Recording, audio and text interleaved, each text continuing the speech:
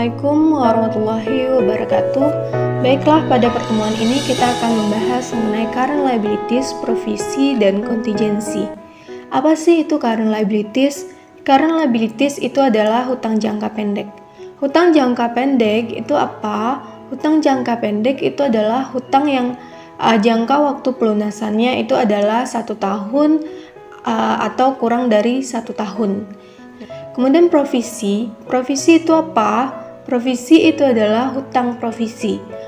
Jadi, provisi itu adalah hutang yang pasti akan muncul di masa yang akan datang. Nah, di mana itu jumlahnya tidak bisa kita tentukan.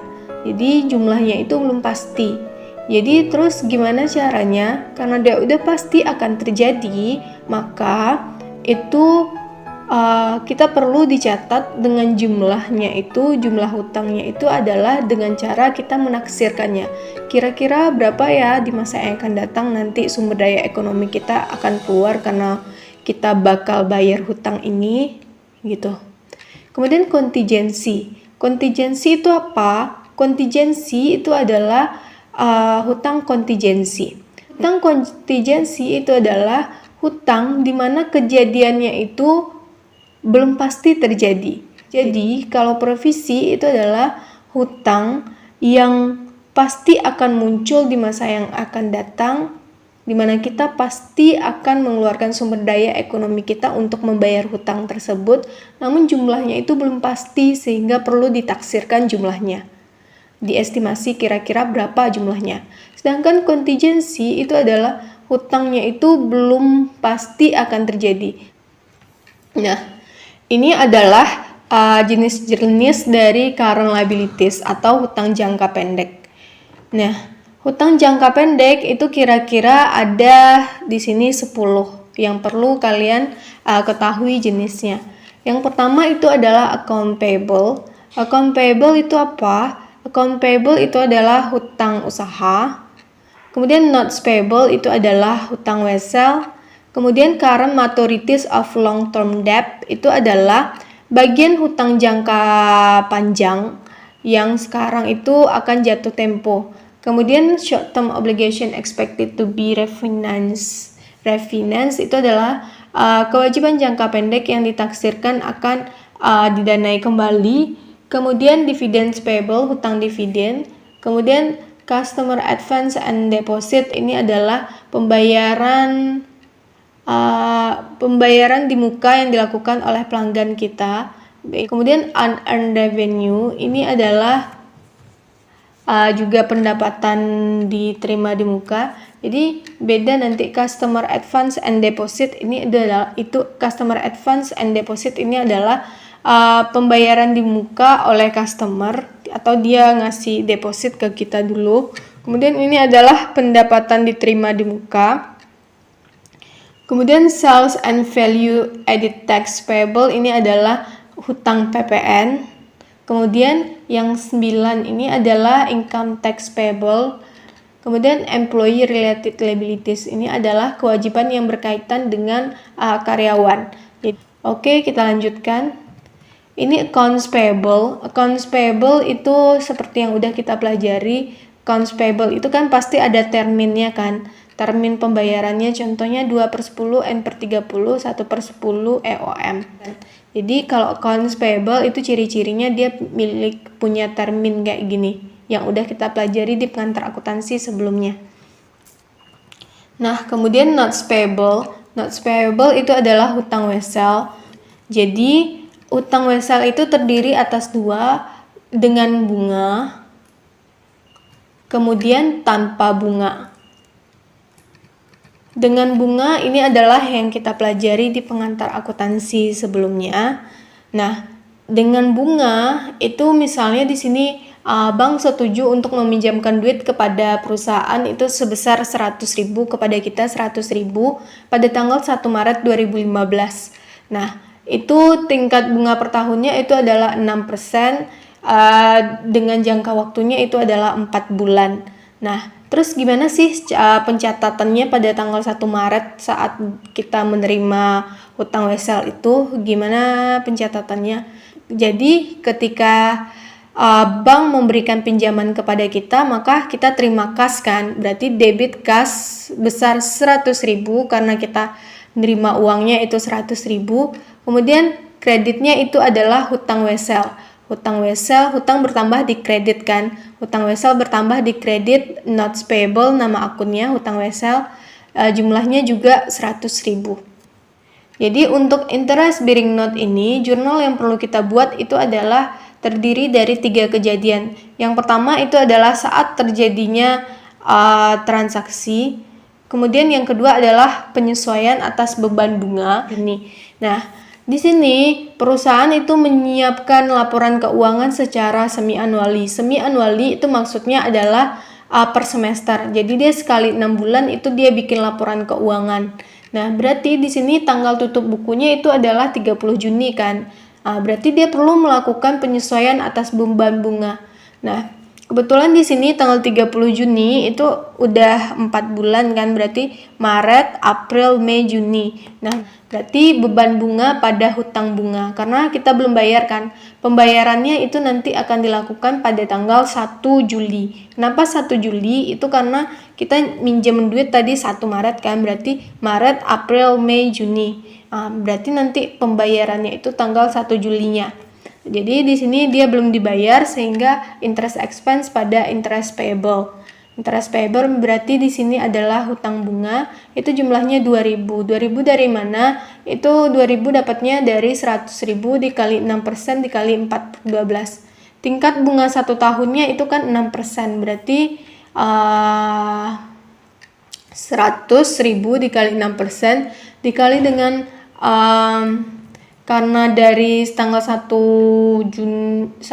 Maret ke 30 Juni itu 4 bulan, makanya di sini itu 4/12 dikali dengan 4/12 dapat nanti 2.000.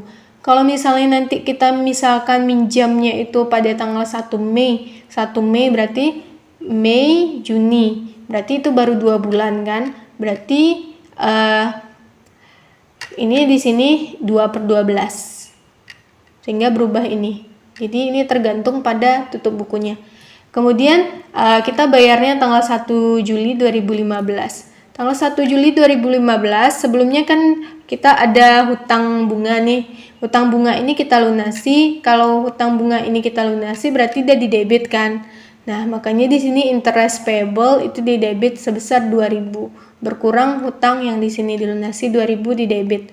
Kemudian kreditnya itu adalah kas 102.000.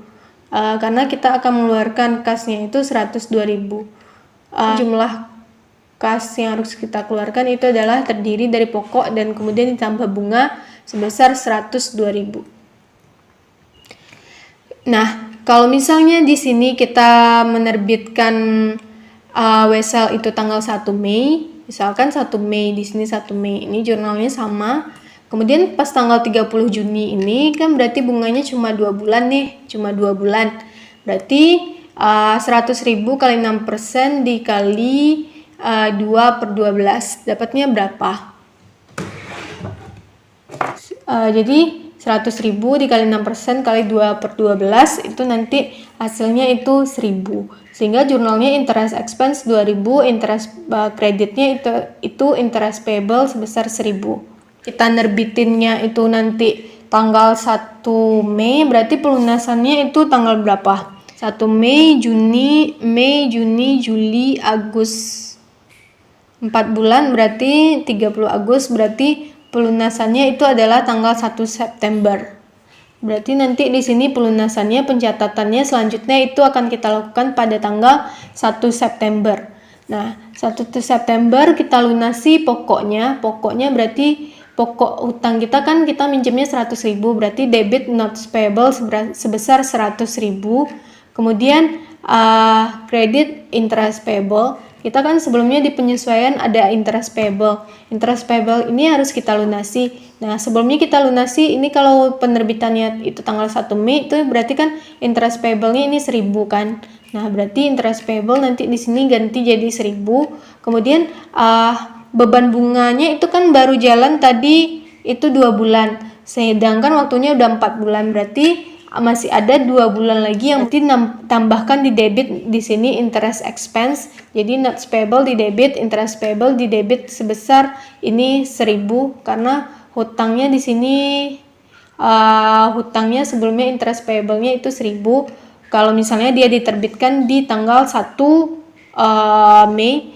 Kemudian satu lagi interest expense-nya itu juga 1.000. Kenapa 1.000? Karena hutang kita kan itu jangka waktunya itu 4 bulan. Nah, baru dicatat beban bunganya itu 2 bulan. Berarti baru dicatat hutang beban bunganya itu 1.000 untuk 2 bulan.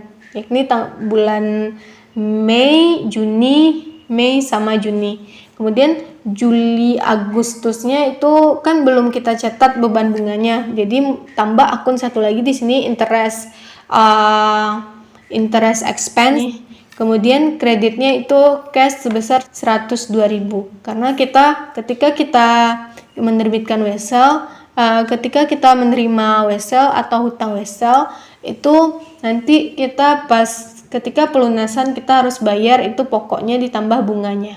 Kemudian misalkan contohnya di sini kita tetap menerbitkan tanggal 1 Maret 2015, contoh selanjutnya. Jangka waktunya itu 4 bulan juga dan bunganya itu tetap 6% juga. Jumlahnya juga tetap 100.000. Nah, di sini kita itu menyiapkan laporan keuangannya itu tahunan. Jadi tinggal nggak per semester. Kita nyiapin laporan keuangannya itu tahunan. Jadi kita tutup bukunya itu tanggal 31 Desember aja. Nah, berarti kita nggak perlu bikin jurnal penyesuaian. Jadi jurnal yang perlu kita bikin itu hanya tanggal 1 Maret 2015. Jurnalnya sama. Kemudian ini nggak perlu kita bikin. Jurnalnya.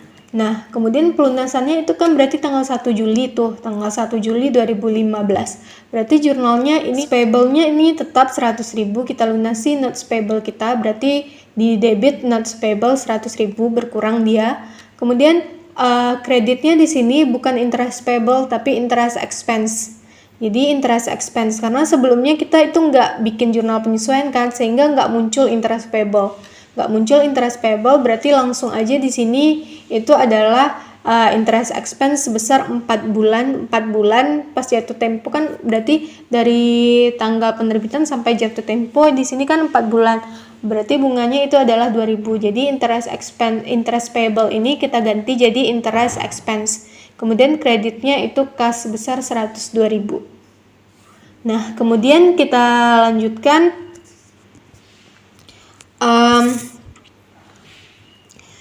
Kan tadi ada 2 jenis wesel dengan bunga dan tanpa bunga. Jadi ini hutang weselnya itu tanpa bunga. Itu contohnya gimana? Katanya aja tanpa bunga, tapi sebenarnya itu di dalamnya ada nilai lebih yang harus kita bayar daripada jumlah yang kita terima. Jadi kan hutang wesel itu ada 2 jenisnya. Yang pertama itu adalah dengan bunga. Ini dengan bunga. Kemudian dengan bunga berarti dicantumkan di sini di perjanjiannya itu ada bunga 6%. Nah, kemudian tanpa bunga. Di tanpa bunga itu nggak ada pencantuman di sini berapa persen bunga yang harus dibayar, nggak dicantumkan. Berarti itu adalah zero interest bearing note. Nah, jadi bunganya itu gimana munculnya? Itu di sini kita contohnya itu adalah kita minjemnya cuma 100.000, tapi perjanjiannya nanti pas pelunasan kita harus bayar 102.000. Berarti kan ada 2.000 lebih daripada yang kita terima kan. Nah, 2.000 itulah yang diakui sebagai beban bunga nanti. Contohnya di sini itu adalah perusahaan itu menerima duit sebesar 100.000 dari bank. Kemudian nanti dia itu harus bayar sebesar 102.000 di ketika pelunasan. Itu jangka waktunya itu adalah 4 bulan. Dia jenisnya itu adalah zero interest bearing note. Nah, berarti tanggal 1 Maret saat penerbitan itu kita catat, kita terima kas kreditnya notes payable sebesar 100.000. kas bertambah, hutang wesel bertambah. Kemudian di sini perusahaan itu membuat laporan keuangannya itu semi annually, berarti kita bikin jurnal penyesuaian. Berarti di debit nanti interest expense, berarti kan di sini yang bunga yang udah jatuh tempo sampai tanggal 30 Juni itu kan udah 4 bulan kan, 4 bulan. Berarti debit nanti interest expense sebesar 2.000, kreditnya itu adalah notes payable, hutang wesel 2.000. Sedangkan yang di sini yang di sini yang dengan bunga tadi, kreditnya itu adalah interest payable sebesar 2.000. Sedangkan kalau di interest bearing note itu kreditnya langsung notes payable, nggak interest payable, langsung notes payable-nya, hutang weselnya sebesar 2.000. Nah, kemudian tanggal 1 Juli 2015 itu jurnalnya adalah notes payable di debit 102.000, karena notes payable kan sebelumnya di sini ini udah ada di kredit 100.000 ya kan. Kemudian di kredit lagi di sini notes payable 2.000. Berarti jumlah notes payable harus dilunasi kan 102.000 nih. Sehingga debitkan notes payable seluruhnya 102.000, kreditnya itu kas sebesar 102.000. Karena di sini kita emang harus bayaran 102.000 kan di perjanjian ini. Nah, terus gimana kalau misalnya kita bikin laporan keuangannya itu tahunan?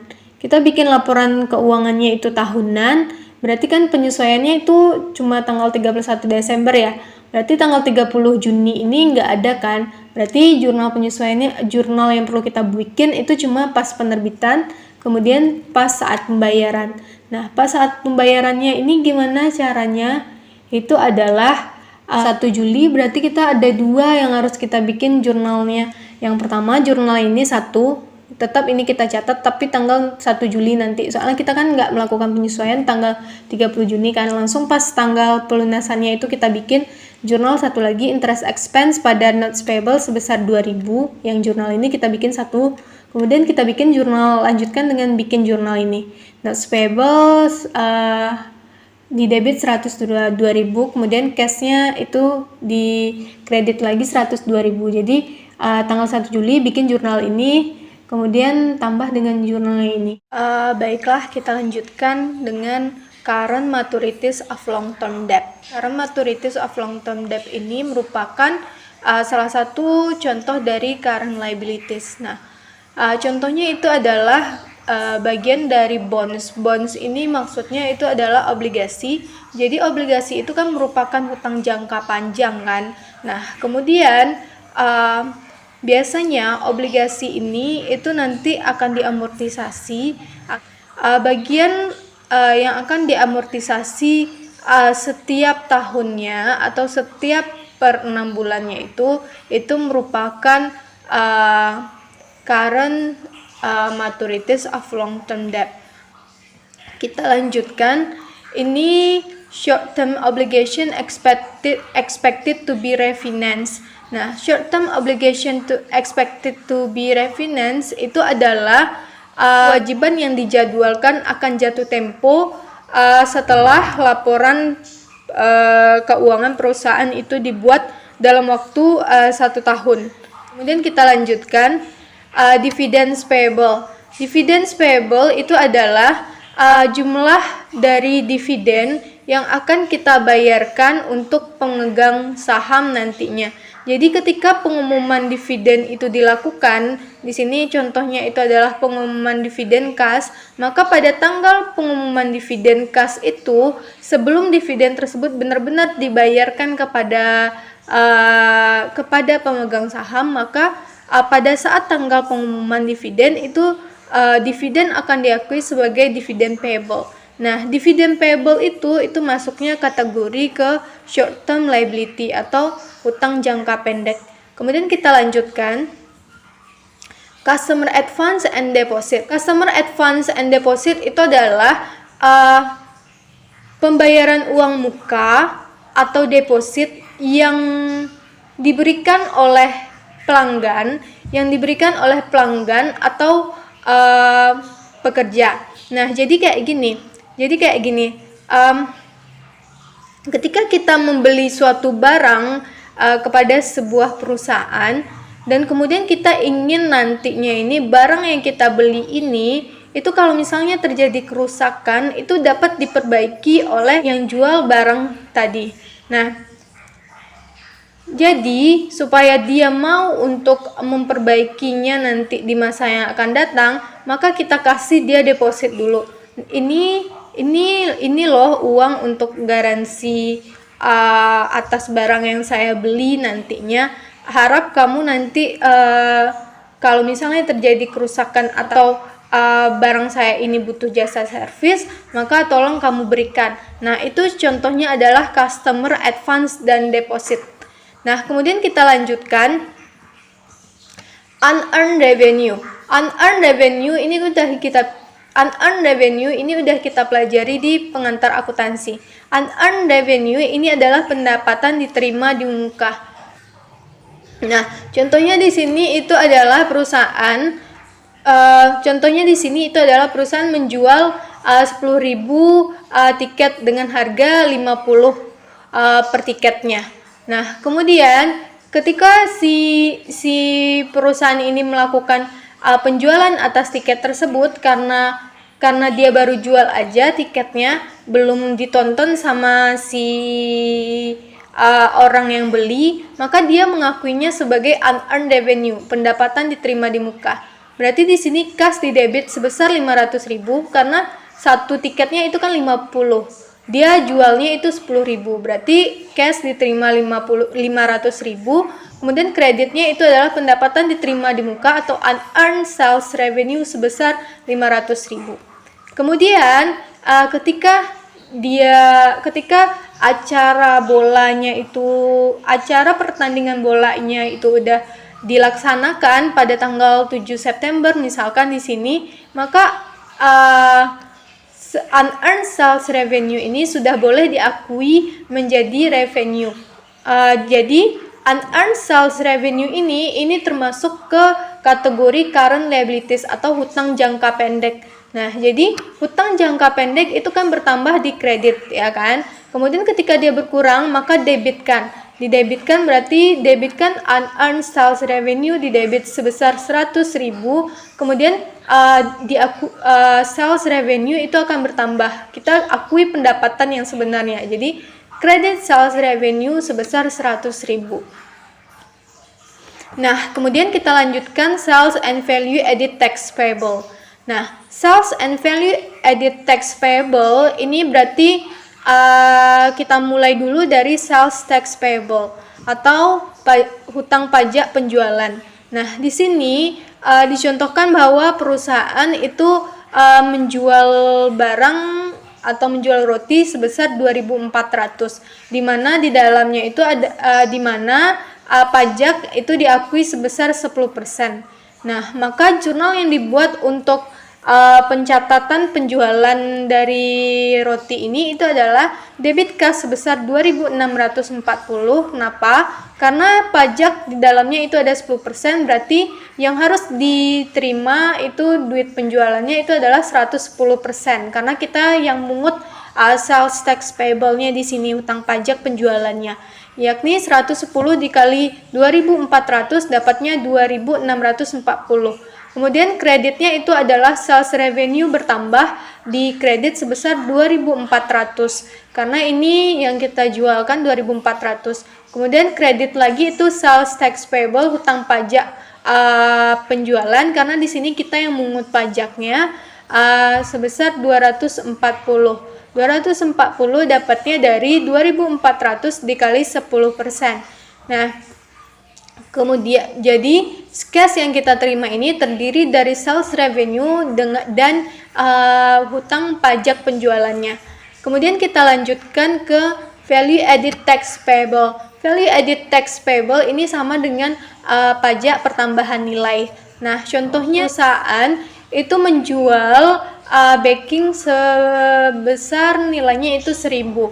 Kemudian diasumsikan bahwa VAT-nya ini, value added tax-nya itu sebesar 10. Maka jurnal yang kita buat itu adalah debit cash sebesar 1.100, yakni kan pajaknya 10% nih, berarti 110 kali 1.000, cash yang kita terima itu 1.100. Kemudian kreditnya itu sales revenue sebesar 1.000 di sini. Kemudian karena ada pajak sama kayak tadi, cuma ganti nama aja jadi value added tax payable sebesar 100. Kita lanjutkan ke income tax payable. Income tax payable itu adalah pajak penghasilan. Nah, biasanya itu kan kita bikin laporan keuangan itu pas 31 Desember kan. Kemudian pembayaran pajak itu dibayarkan itu pada bulan Maret misalkan.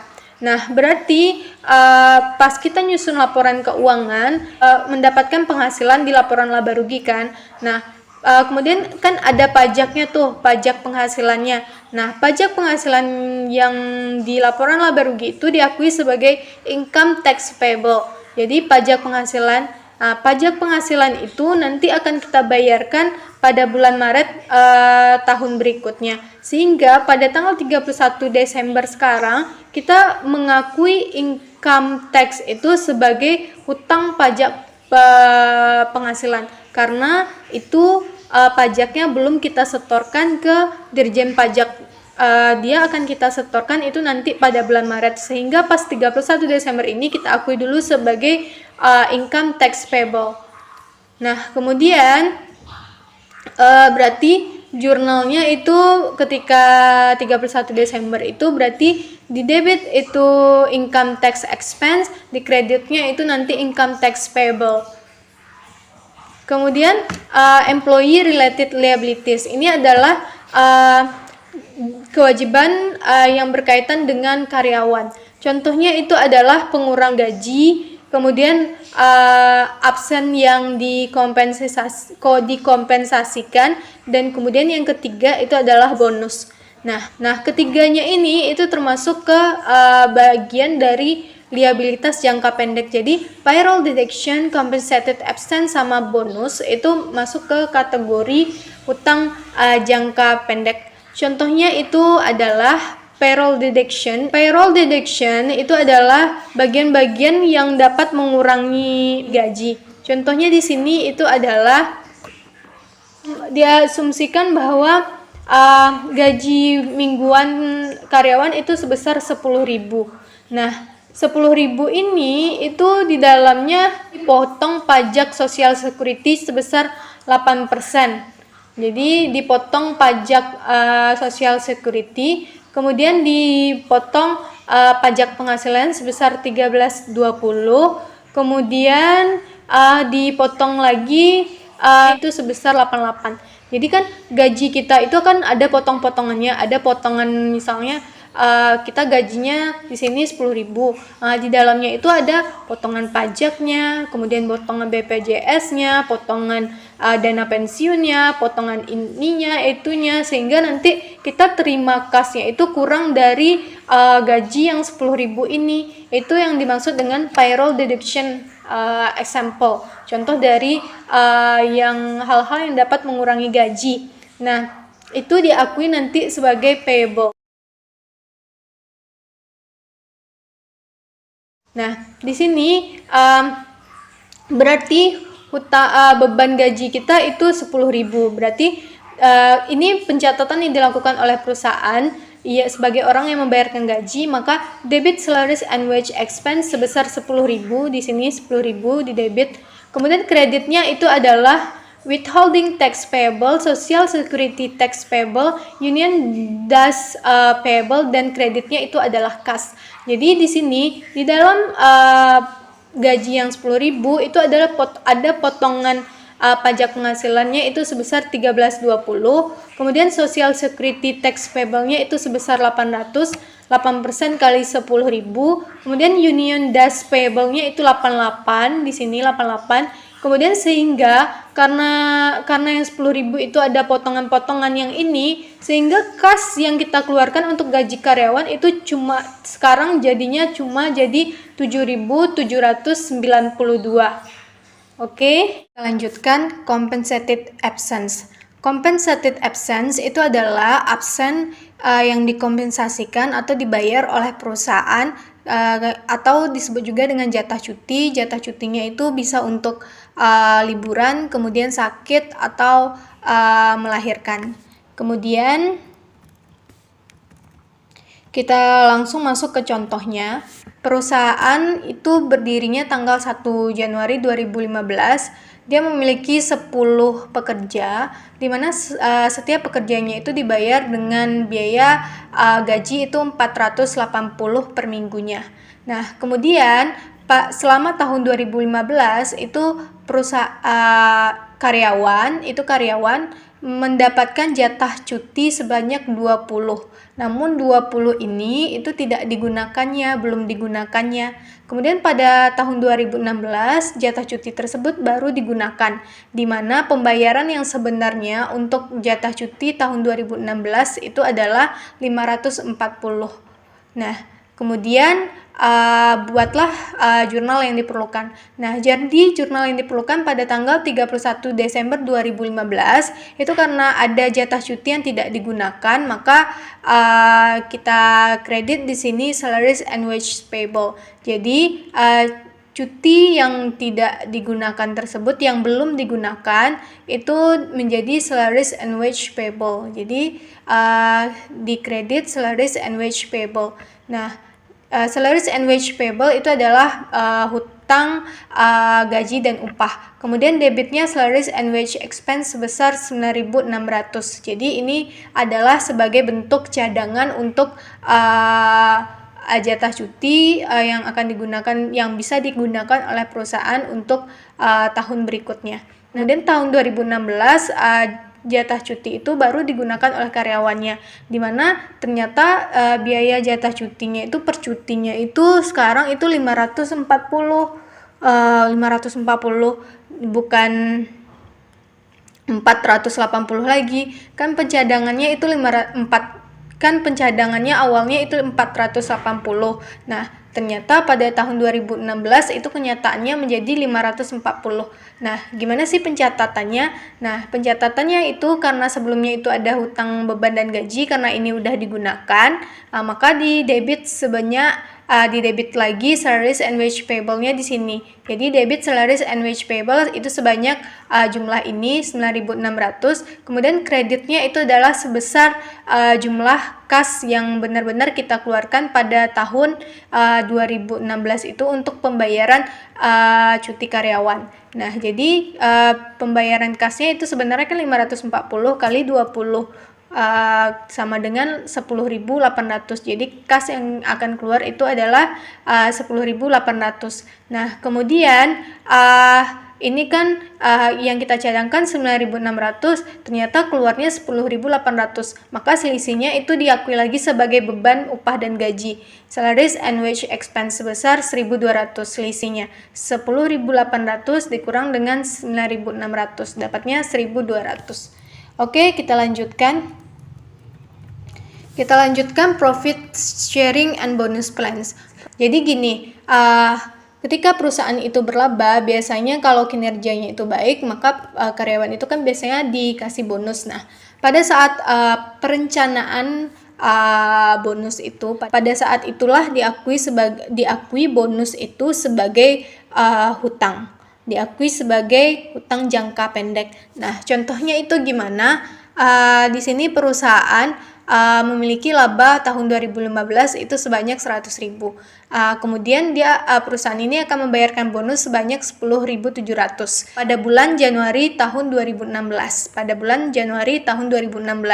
Nah, gimana sih pencatatannya? Jadi pada saat perencanaan bonus bahwa perusahaan akan membayarkan 10.700 ini, yakni tanggal 31 Desember 2015, itu perusahaan mencatat salaries and wage expense. Jadi bonus itu diakui sebagai beban upah dan gaji. Jadi beban upah dan gaji didebit sebanyak 10.700, kemudian kreditnya itu salaries and wage payable sebanyak 10.700. Kenapa salaries and wage payable? Kenapa di sini payable hutang? Karena dia belum dibayarkan oleh perusahaan.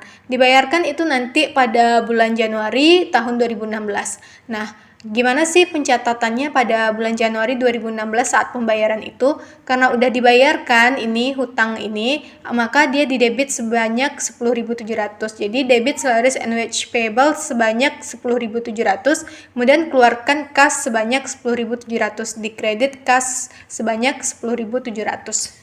Nah, kemudian kita lanjutkan ke provisi. Apa sih yang dimaksud dengan provisi? Provisi itu adalah hutang yang waktu kejadiannya itu belum pasti, uncertain, dan kemudian jumlahnya juga belum pasti. Nah, kemudian perusahaan di sini mengakui provisi itu apabila 3 syarat ini terpenuhi. Nah, mengakui provisi itu berarti mencatatnya di laporan keuangan. Mencatatnya di laporan keuangan yakni sebagai hutang di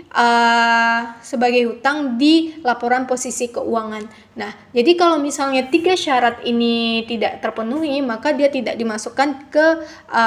dicatat ke laporan keuangan alias laporan posisi keuangan bagian hutang.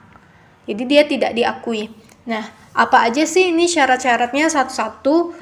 Yang pertama itu adalah kejadian tersebut itu menyebabkan munculnya kewajiban hari ini, seperti kewajiban hukum atau kewajiban yang bersifat konstruktif. Nah, yang kedua itu adalah kejadian tersebut menyebabkan kita mungkin akan mengeluarkan sumber daya ekonomi kita untuk membayar atau untuk menyelesaikan kewajiban tersebut. Jadi kan di sini kalau misalnya kejadian tersebut kan misalnya suatu kejadian tersebut diakui sebagai provisi itu apabila dia itu menyebabkan munculnya kewajiban kini, dan kemudian kewajiban kini tersebut nanti itu menyebabkan kita harus mengeluarkan sumber daya ekonomi kita. Kemudian yang ketiga itu adalah jumlah dari biaya yang akan kita keluarkan untuk menyelesaikan kewajiban tersebut itu bisa diestimasi dengan andal. Jadi jumlahnya itu bisa diestimasi dengan andal. Jumlah biaya yang akan kita keluarkan di masa yang akan datang nanti. Jumlah biaya tersebut itu sama dengan sumber daya ekonomi yang akan kita keluarkan. Nah, kita lanjutkan. Secara umum, tipe-tipe atau jenis-jenis dari provisi itu terdiri dari apa aja?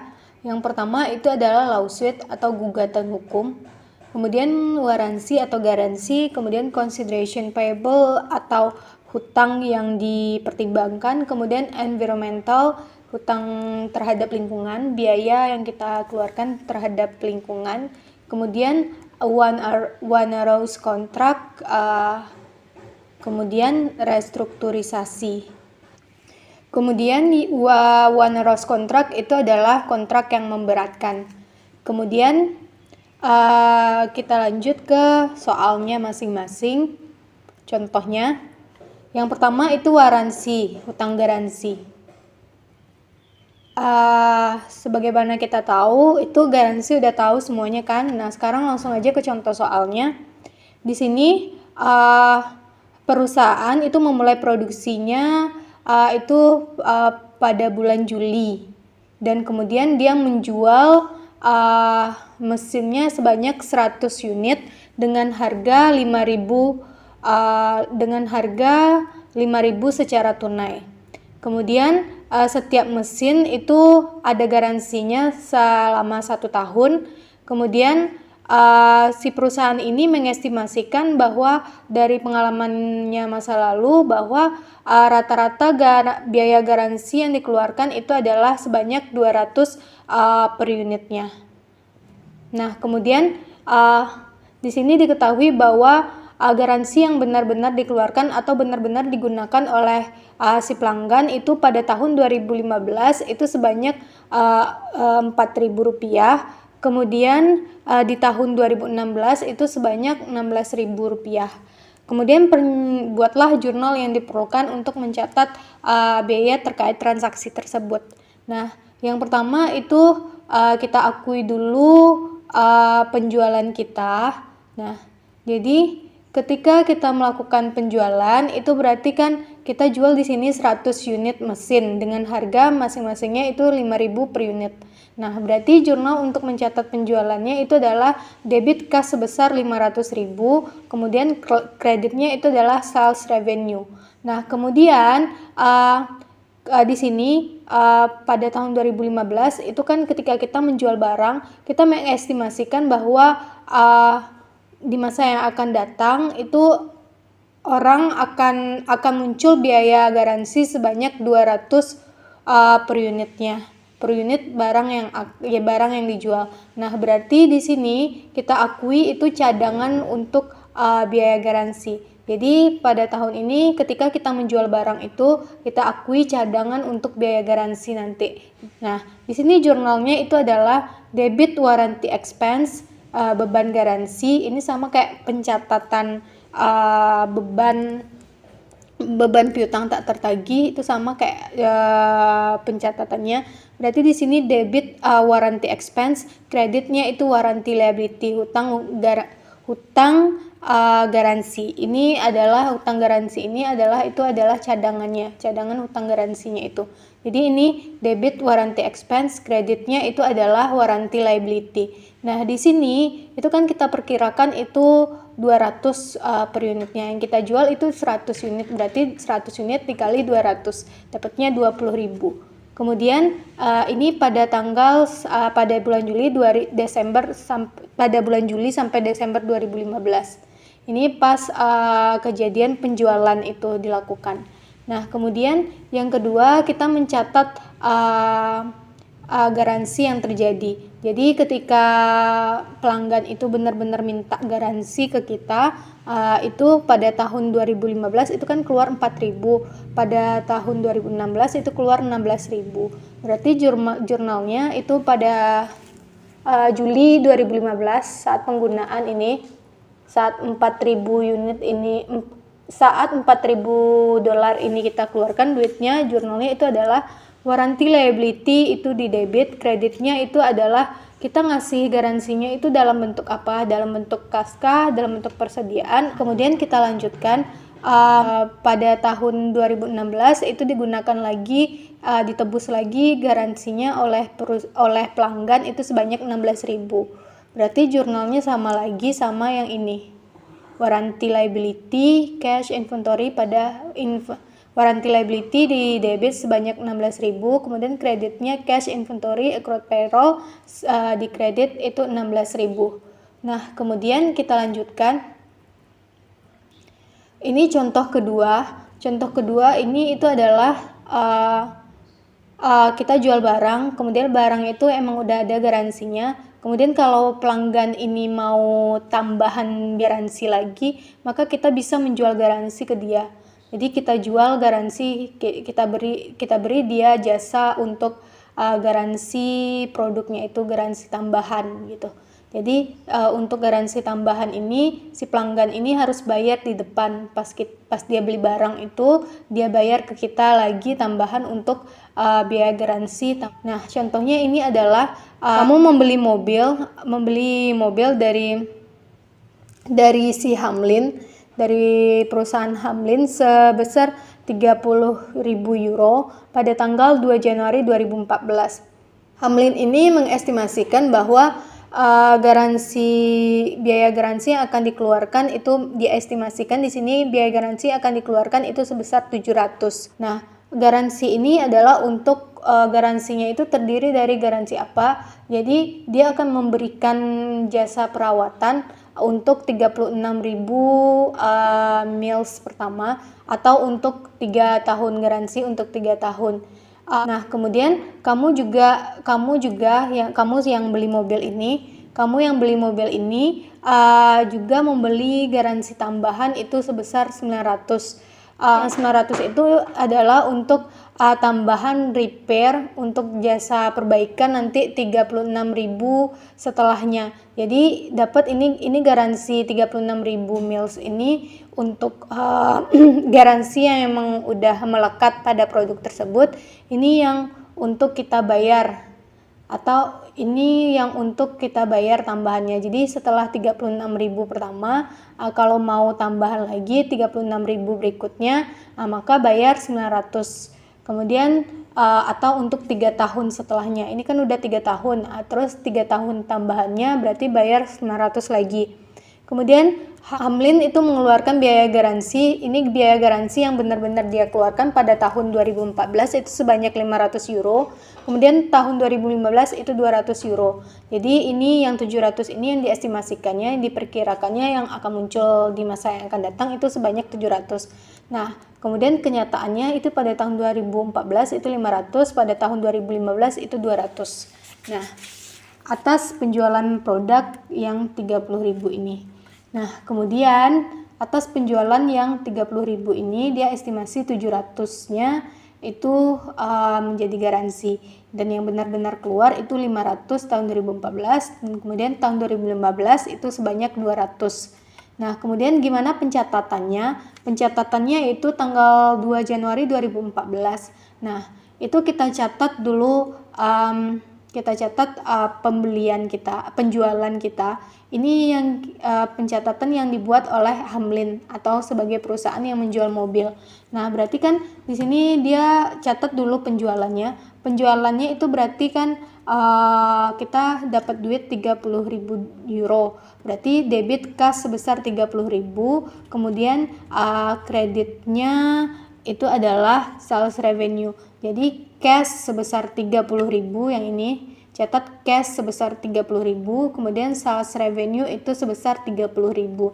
Nah, kemudian habis itu kita catat di sini kita beli you also, si pelanggan ini juga beli garansi tambahan, jasa garansi tambahan sebanyak 900, sehingga kita sebagai perusahaan itu nerima kas sebanyak 900. Berarti debit kas sebesar 900, kreditnya itu adalah unearned warranty revenue.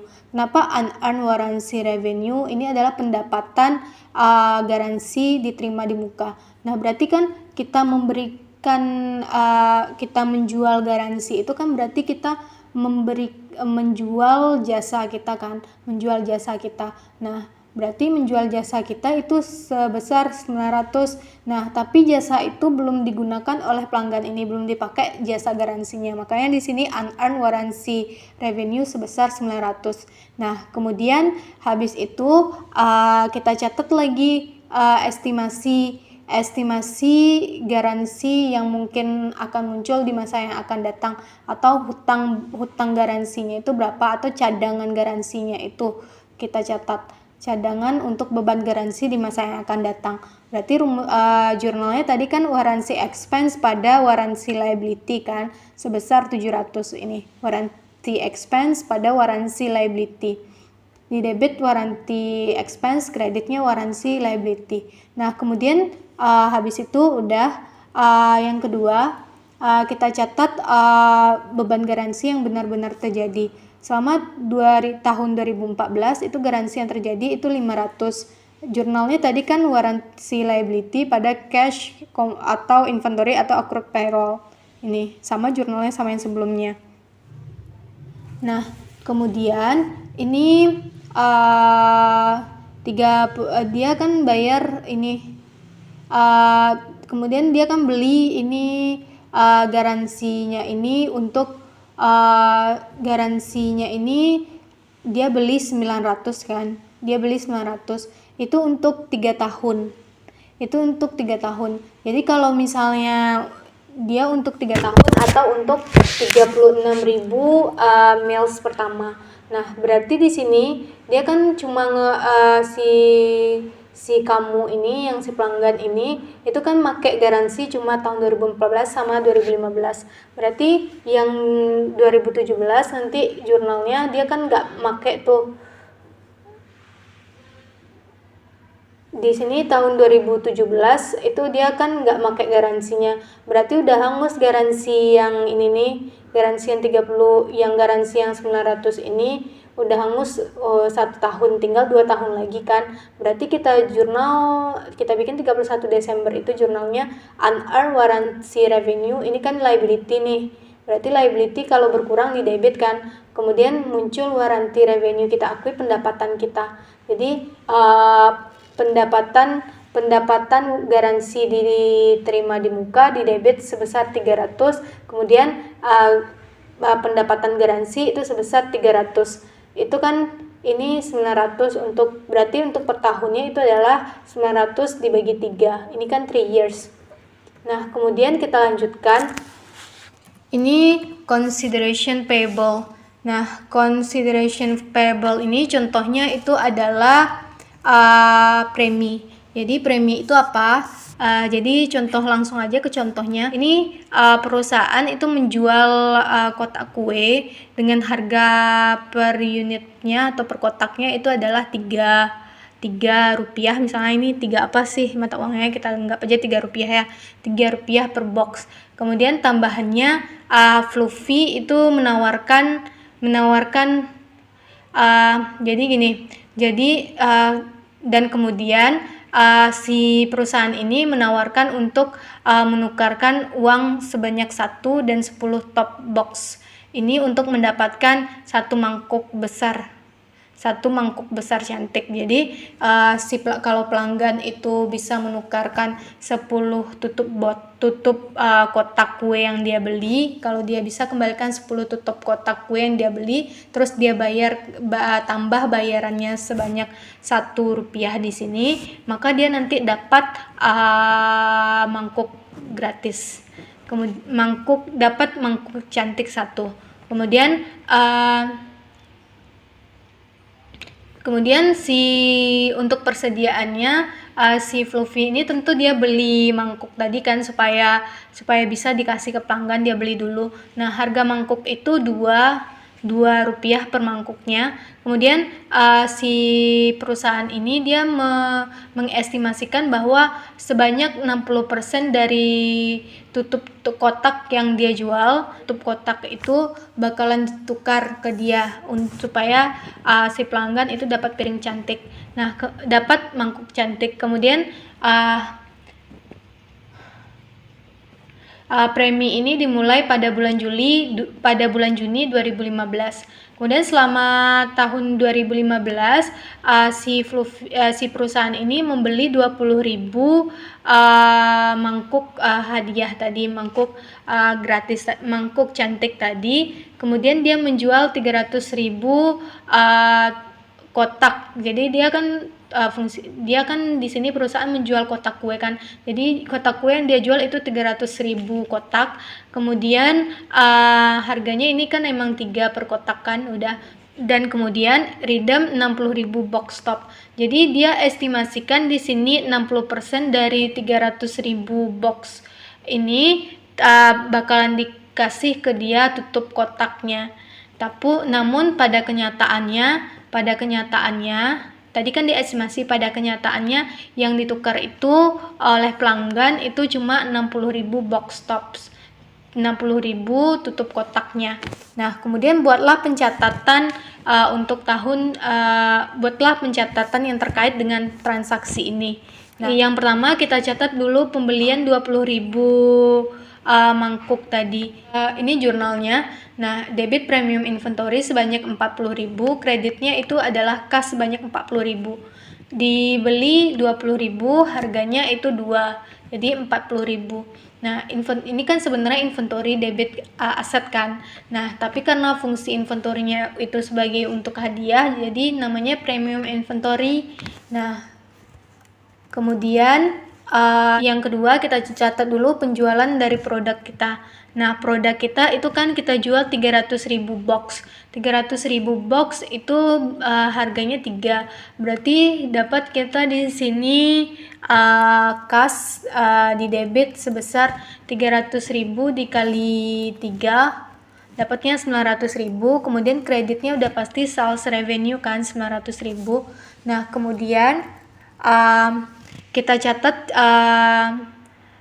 estimasi premi yang akan kita keluarkan di masa yang akan datang, atau kita bikin cadangan premi untuk masa yang akan datang yang itu diakui sebagai nanti premi liability.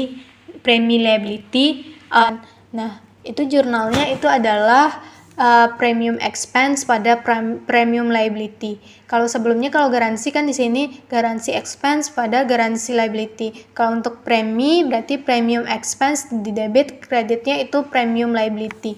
Nah, itu untuk jumlahnya itu gimana perhitungannya? Ini perhitungannya. Nah, di sini kan dia diestimasi itu 60% dari tutup kotak itu akan dikembalikan, ya kan. Nah, 60% dari tutup kotak itu berarti 180.000 tutup kotak. Nah, berarti ini 180.000 tutup kotak nanti akan dikembalikan. Nah, kalau dikembalikan 180, di sini kan premi kita itu kan mangkuk, kita kasihnya mangkuk. Jadi berapa mangkuk yang akan kita kasih ke pelanggan itu berapa biayanya jadinya. Itu yang akan kita masukkan sebagai biaya di sini. Nah, berarti kan di sini yang mangkuk yang akan tutup kotak yang akan dikembalikan itu kan 180.000 tutup kotak, ya kan.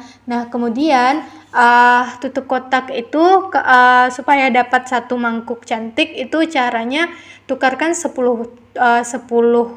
tutup kotak baru dapat satu mangkuk cantik.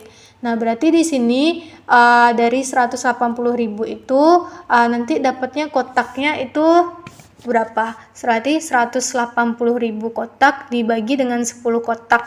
Berarti nanti mangkuk yang akan dikeluarkan itu adalah 18.000 ya. Ya, 18.000 mangkuk.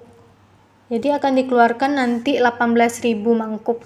Nah, kemudian harga mangkuknya itu kan 2. Harusnya kita keluarkan duit 2 nih. 2 untuk biaya mangkuknya. Tapi di sini karena si pelanggan tadi bayar 1 unit 1 rupiah, jadi kan berkurang biayanya 2 dikurang 1, jadinya sekarang biayanya itu jadi 1 aja.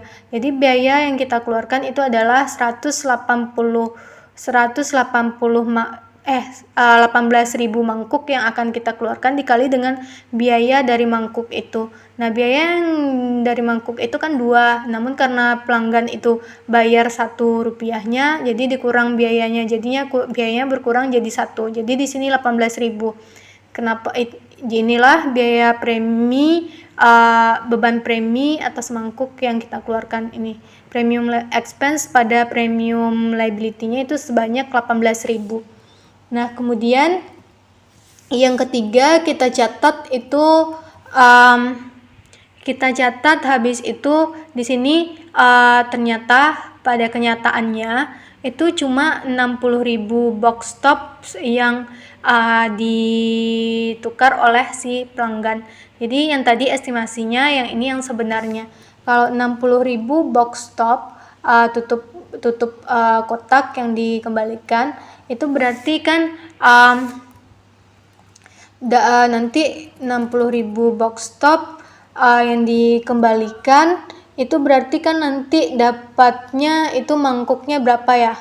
60.000 mangkuk dibagi dengan 10 dapatnya nanti 6.000. Berarti 6.000 mangkuk. Nah, harga untuk premi 6.000 mangkuk per mangkuk tadi kan 1. Soalnya kan 2 itu harganya, kemudian 1 udah dibayarkan oleh pelanggan, berarti ke 1 aja. Jadi 6.000 kali 1.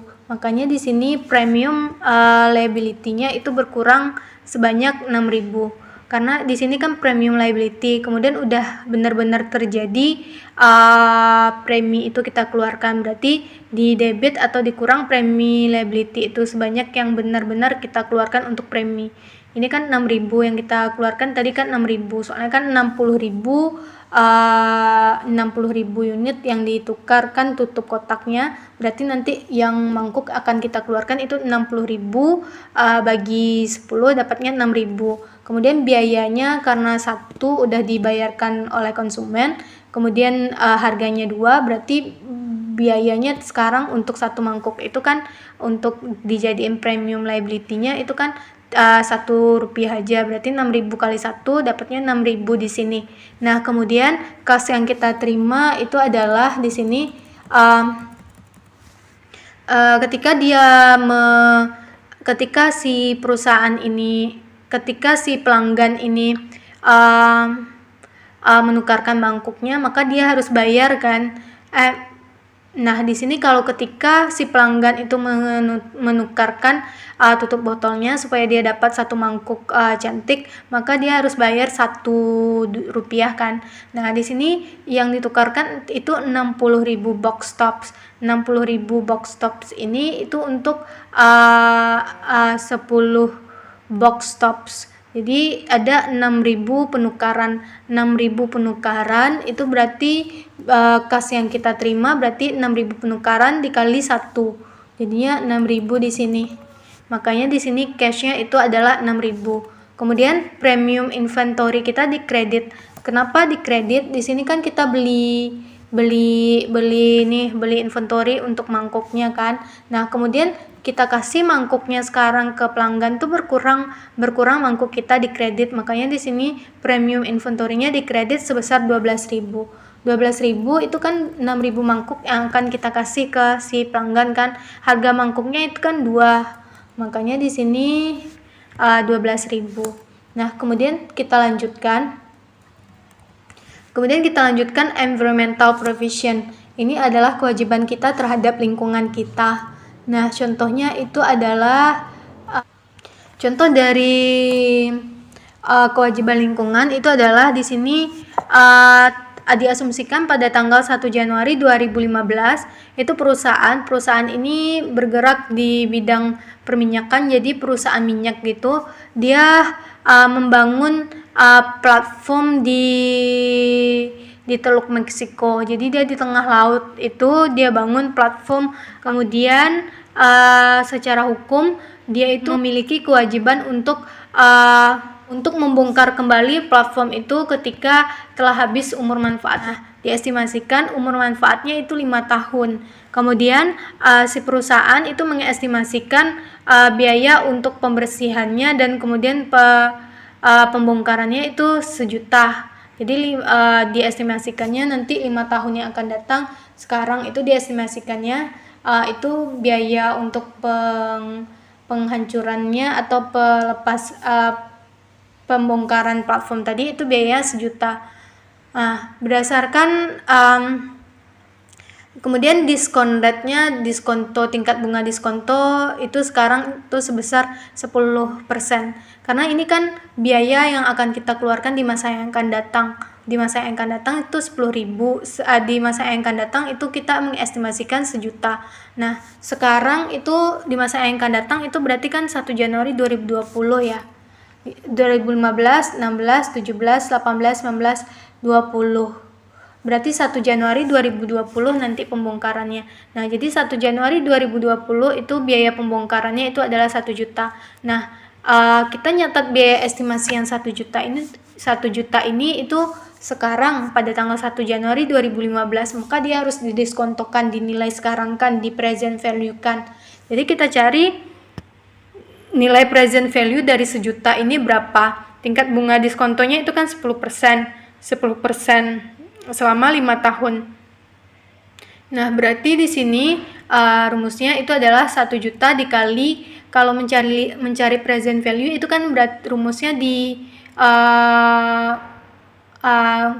matematika keuangan ya, matematika keuangan bisnis itu kan rumusnya present value itu sama dengan FV future value-nya dikali dengan 1 ditambah I pangkat min N kan, itu dalam kurungnya. Nah, ini diskontonya yang 10% untuk 5 tahun itu nilainya 0,62092 atau 1 ditambah dengan 10% itu dikurung nanti berarti 1,1 pangkat minus 5 dikali dengan 1 juta, dapatnya nanti 620.920. Nah, itulah nanti jumlah yang akan kita catat pada tanggal 1 Januari 2015. Jadi di sini debitkan drilling platform, ini aset yang kita bangun itu. Nah, di sini itu kan kita belajar aset kan, Apa aja sih yang termasuk harga perolehan aset? Misalnya bangunan. Harga perolehan bangunan itu kan nanti harga belinya, kemudian sampai nanti harga pembongkarannya di masa yang akan datang itu kan termasuk kepada harga perolehan aset kan. Coba pelajari lagi apa-apa aja yang termasuk biaya perolehan aset. Misalnya bangunan. Nah, di sini biaya pelepasan kembali atau pembongkaran kembali bangunan atau aset yang sudah kita bangun itu masuknya ke harga perolehan aset. Makanya di sini asetnya di sini drilling platform. Jadi selain biaya membangunnya, biaya pelepasannya juga dimasukkan kepada harga perolehannya. Makanya di debit di sini drilling platform. Drilling platform ini asetnya, aset platform tadi. Debit drilling platform 620.920. Kreditnya itu environmental liability, kewajiban lingkungan. Nah, kalau misalnya kita bikin jurnal harga perolehan aset kan itu debit aset, kreditnya kalau bayarnya secara kas itu berarti kalau bayarnya secara tunai berarti kreditnya itu kas. Nah, tapi kalau untuk biaya pelepasan atau pembongkaran aset itu kan kita belum melakukan pembayarannya kan, belum benar-benar kita lepaskan, masa udah baru dibangun udah dilepaskan. Nanti dia melepaskannya beberapa tahun yang akan datang, sehingga di sini masih sehingga di sana itu nggak kas untuk biaya pelepasan tapi environmental liability. Oke, kita lanjutkan. Kemudian environmental liability ini itu nanti akan diamortisasi sesuai dengan selama umur manfaatnya. Dia akan diamortisasi selama umur manfaatnya. Nah, ini harga perolehannya kan. Kalau untuk aset, karena dia aset tetap berarti didepresiasi. Ini harga perolehannya 620.920, umur manfaatnya 5 tahun, makanya depresiasinya ini. Kemudian kita amortisasi supaya nanti yang 620.920 ini nanti jadi 1.000.000. Jadi kan supaya dari tahun ke tahun nanti nilainya itu meningkat kan sesuai dengan future value-nya, didiskontokan terus. Nah, di sini kita catat berarti itu namanya amortisasi.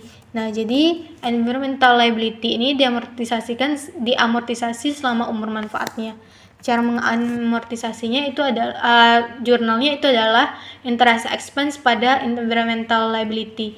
Nah, di sini kan environmental liability-nya dikredit. Nah, ini masih 620.920. Supaya ini jadi 1.000.000 berarti harus dikredit terus environmental liability nanti kan, supaya nanti dia bertambah terus jadi 1.000.000 akhirnya. Supaya dia bertambah terus nilainya tuh harus dikredit environmental liability terus kan. Nah, nilainya itu adalah 620 ini dikali dengan 10%. Tingkat diskontonya itu berapa? Nah, kemudian ini adalah amortisasi untuk 31 Desember 2015.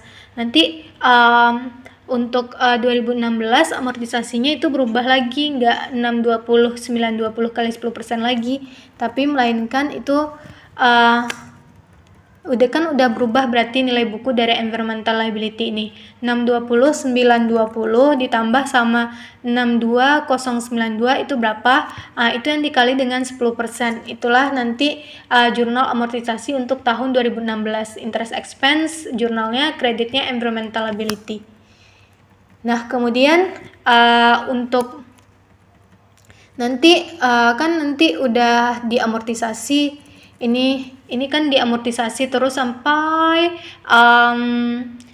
nanti tahun 2020. Nanti environmental liability-nya ini nanti ketika diposting itu jumlahnya bakalan 1.000.000. Nanti jumlahnya dikredit.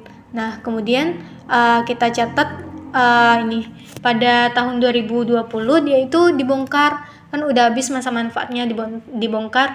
Tadi kan setelah amortisasi sampai 2020 itu kan di kredit saldo environmental liability-nya nanti kan di bagian kredit sebanyak 1 juta. Nah, karena dia udah dibongkar maka udah ditebus tadi liability-nya kan, berarti liability tadi dihapus, debit environmental liability sebesar 1 juta. Kemudian kas ini adalah berapa sih biaya yang benar-benar kita keluarkan untuk pembongkaran itu. Nah, di sini nggak diketahui. Jadi ini biasanya tambahan soal. Nah, ini tambahan soal. Jadi pada tanggal 10 Januari 2020 ternyata biaya yang benar-benar kita keluarkan untuk pembongkaran itu 995.000, nggak 1 juta. Jadi kita keluar kas di kredit 995.000. Kemudian ini kan masih ada selisihnya nih, berselisih. Itu gain atau loss, untung atau rugi atas penyelesaian environmental liability. Nah, di sini kita mengestimasikan itu biayanya 1 juta. Kemudian ternyata cuma 995.000, berarti kita kan untung 5.000. Kalau misalnya ternyata lebih dari 1 juta, berarti kan rugi. Kan nanti di debit, kalau untung di kredit.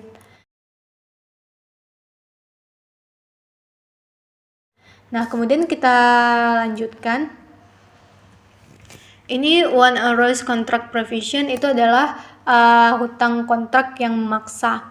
Nah, di sini contohnya itu adalah perusahaan itu beroperasi di sebuah pabrik. Pabriknya itu dia sewa itu bulanan.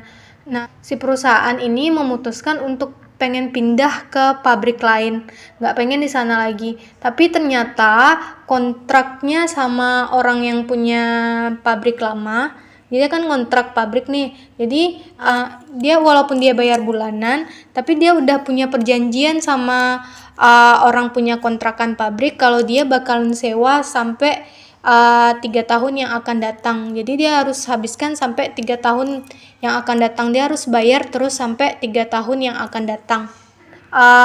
Perusahaan ini mengestimasikan bahwa kerugian yang akan muncul akibat pembayaran sewa untuk ngontrak pabrik lama itu karena dia terus menerus, kita pengen pindah nih, tapi yang ini harus tetap bayar kontraknya terus, soalnya udah perjanjiannya kan. Nah, itu biaya kerugiannya itu kita diestimasikan itu 200.000. Nah, kemudian gimana jurnalnya? Jurnalnya itu adalah loss on lease contract. Ini kerugian karena kontrak leasing, itu namanya kontrak leasing yang ada perjanjiannya itu 200.000. Kemudian kreditnya itu adalah lease contract liability, hutang kontrak leasing sebesar 200.000. Jadi kita catat sebesar estimasi kerugian yang akan muncul akibat kontrak yang memaksa ini. Soalnya kan nanti kita pasti bakalan bayar lagi kan, makanya di sini lease contract liability kita bayar terus. Jadi sekarang itu nanti berarti kan kita pengen pindah sekarang. Kita pindah sekarang berarti kan bangunan ini harus dibayar di masa yang akan datang terus kan. Pembayaran yang di masa akan datang itu berarti kan jadi kerugian bagi kita. Itu yang 200.000 itu yang menjadi lease contract liability dan loss on lease contract itu. Oke, sekian pertemuan kita hari ini. Lebih dan kurang mohon maaf. Assalamualaikum warahmatullahi wabarakatuh. Semoga ngerti, semangat selalu.